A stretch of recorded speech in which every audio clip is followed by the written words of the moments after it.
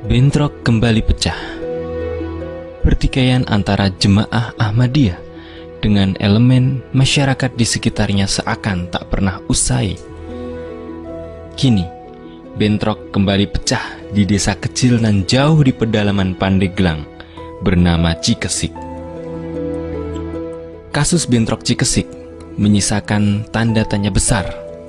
Siapa dalang atau aktor intelektual di balik bentrokan tersebut dan apa yang menjadi targetnya? Ini merupakan tanda tanya besar. Satu hal yang pasti, pemicu keresahan dan ketidakpuasan masyarakat di daerah Cikesik dan Pandeglang adalah eksistensi jemaat Ahmadiyah. Karena Ahmadiyah adalah kelompok sesat dan menyesatkan, menodai keyakinan umat Islam. Fatwa MUI, bahkan SKB 3 Menteri yang melarang aktivitas dan penyebaran paham ternyata tidak diindahkan oleh jemaat Ahmadiyah. Di sisi lain, penguasa juga tidak bersikap tegas dan jelas atas persoalan Ahmadiyah. Ini makin memicu keresahan di tengah masyarakat dan kecondongan main hakim sendiri.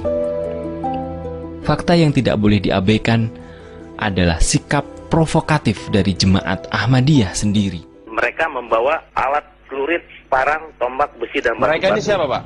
Mereka yang dari Ahmadiyah, yang dari Jakarta nih, Pak. Saya sangat tidak mengharapkan Justru itu, kalau misalnya kira-kira Bapak bilang, wah, kepolisian tidak sanggup, lepasin aja lah. Lepasin aja. Kita banjir darah ini ya, Pak. Seru kan ya, Pak.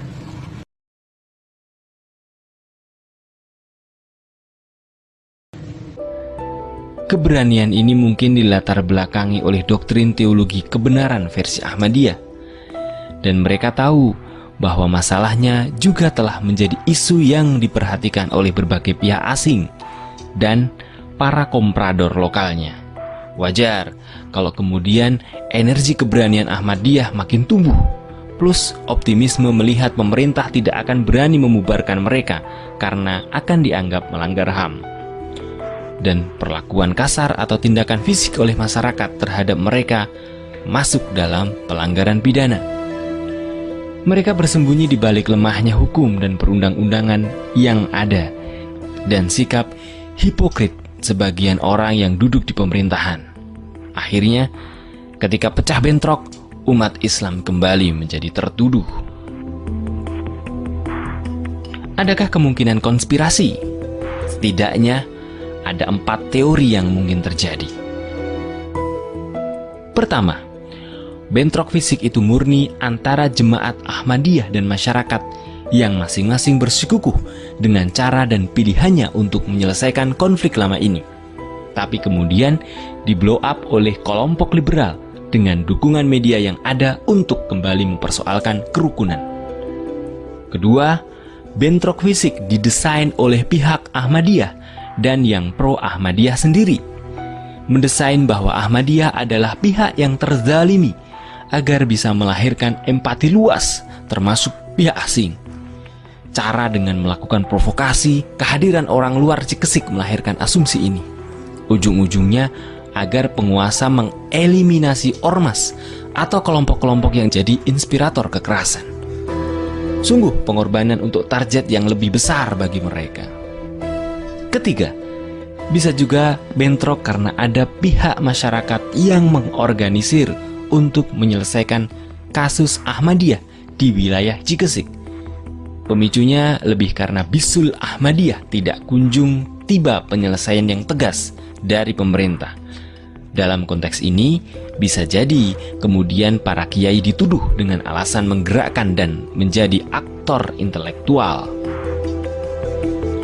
Keempat, tidak menutup kemungkinan pihak ketiga bermain dengan memanfaatkan kemarahan dan kekecewaan warga terhadap jemaat Ahmadiyah plus sikap a priori dan arogansi jemaah Ahmadiyah. Dua posisi antagonis ini disusupi dan diberi stimulan untuk berlaga, di samping memanfaatkan titik-titik kelemahan dan kekurangsiagapan aparat keamanan di lapangan. Dan targetnya bisa jadi untuk pengalihan isu Dari kasus bobrok dan carut-marutnya aparat penegak hukum dalam kasus korupsi, rekening gendut perwira tinggi, Markus, hingga masalah citra negara gagal di bawah pemerintahan SBY.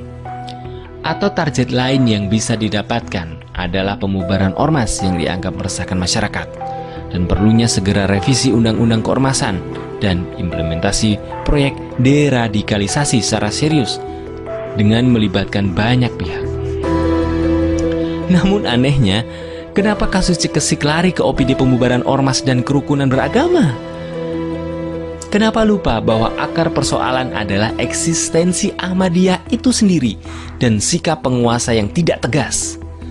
Kenapa juga aparat di lapangan melakukan pembiaran, padahal tanda-tanda bentrokan juga sudah diendus, dan akhirnya menyodok dan menyalahkan umat Islam, wabil khusus ormas Islam tertentu? Ada apa ini? Target dan tujuan ending dari kasus ini mengisyaratkan adanya by design, konspirasi, dan bukan murni accident. Benarkah?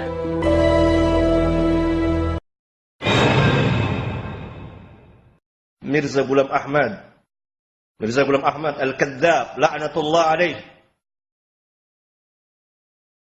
Ini pendusta besar yang mengaku dirinya sebagai Nabi sesudah Rasulullah Sallallahu Alaihi Wasallam. Maka ajaran Ahmadiyah kufur, bukan dari Islam, wajib diyakini oleh setiap Muslim.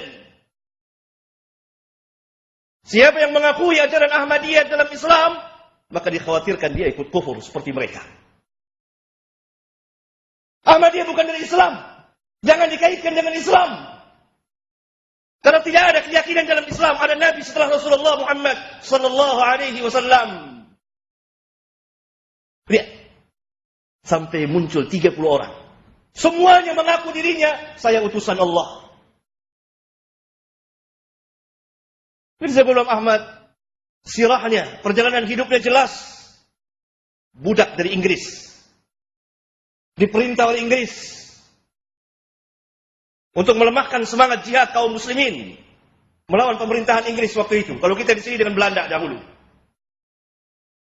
Ini penipu, pembohong besar. Ini yang kata Nabi, dajjalun, kadzabun. Semuanya mengaku saya adalah utusan Allah.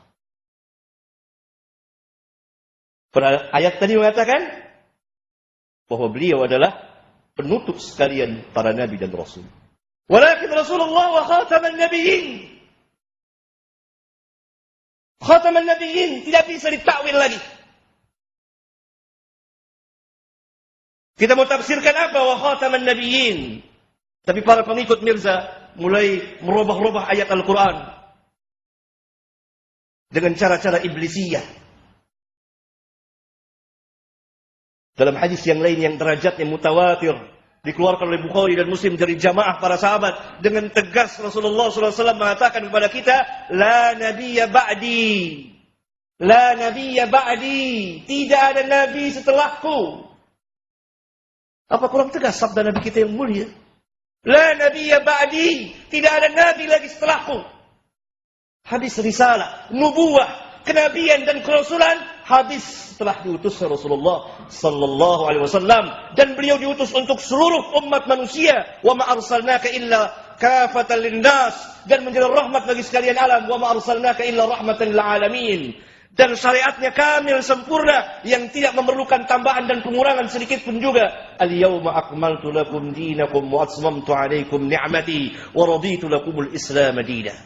Sidang Jumat yang saya muliakan, pegang akidah yang kuat ini.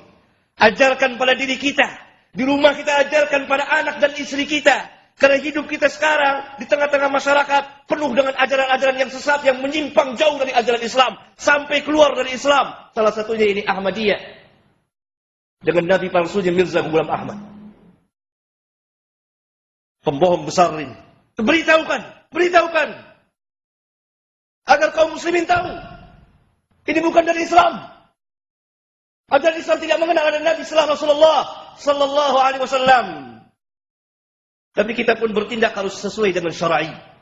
Jangan gegabah. Pemerintah yang harus turun tangan. Minta kepada pemerintah yang akan turun tangan dan memberhentikan ajaran ini. Mengkikis habis. Kalau membangkang, maka wajib bagi pemerintahan muslim memeranginya. Dan ini merupakan jihad yang paling besar. Seperti Abu Bakar As-Siddiq bersama para sahabat memerangi Musailamah Al-Kadzdzab. Tetapi jangan bertindak sendiri-sendiri. Pemerintah yang mempunyai kekuasaan, ulil amri. Dan sebagian ulama-ulama kita telah memberikan fatwa terlarang ajaran Ahmadiyah di negeri kita ini. Pertahankan akidah ini. Jangan sampai luntur keislaman kita. Karena ini antara iman dan kufur. Siapa yang mengiktikadkan, meyakini, mengakui ada Nabi Rasulullah. Setelah dia mengetahui ayat Al-Quran. Setelah dia mengetahui ajaran Islam. Bahwa tidak ada Nabi dan Rasul setelah Muhammad SAW. Maka dia keluar dari Islam. Dan tidak masuk ke dalam Islam. Walaupun sejuta kali Ahmadiyah mengatakan dia kaum muslimin. Bukan kaum muslimin. Karena membantah firman Allah. Wa khataman nabiyyin.